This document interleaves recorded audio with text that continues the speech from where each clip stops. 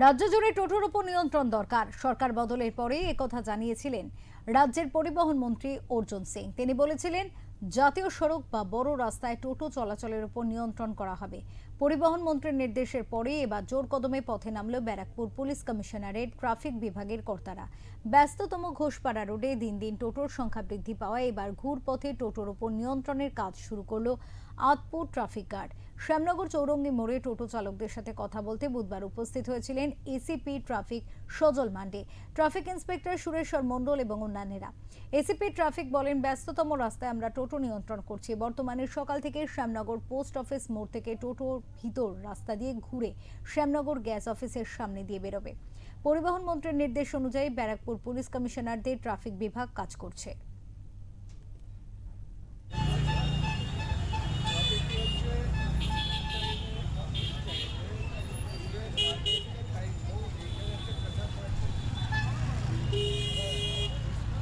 আমরা বিভিন্ন ভাবে ড্রাইভ করছি। যেসব টোটো যদি পেপার না থাকে সেগুলো সিল হয়েছে, স্টেট ফরওয়ার্ড সিল হয়েছে। যেগুলো ফাইনের আওতায় পড়বে সেগুলো ফাইনের মাধ্যমে আমরা ফাইন করে ওদেরকে, সেই ফাইনটা আমরা ওদেরকে বলছি রিয়েলাইজ করে দিতে।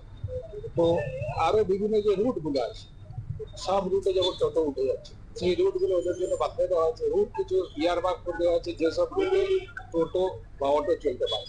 ঠিক আছে, এইভাবে আমরা একটা পরিবহনের যে স্কিম বা যে নির্দেশিকা আছে সেইটা মেন রাস্তাগুলোকে ক্লিয়ার করার চেষ্টা করছি। তো অনেকটাই আমরা চেষ্টা করছি। আমাদের এখন শুরু হয়েছে, আমাদের ড্রাইভ শুরু হয়েছে।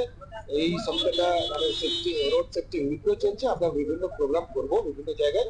তো এর মাধ্যমে আমরা এটাও থাকছে অটো টোটো নিয়ন্ত্রণ। তো আস্তে আস্তে আমরা অনেক খুব ভালো সুবিধা হয়েছে। প্রশাসন যেই স্টেপটা নিয়েছে খুবই ভালো হয়েছে। এখানে এত যানজট, চৌরঙ্গি মোড়টা এত যানজট হতো যে মানে নাজেহাল হয়ে গেছিল এখানকার পাবলিক।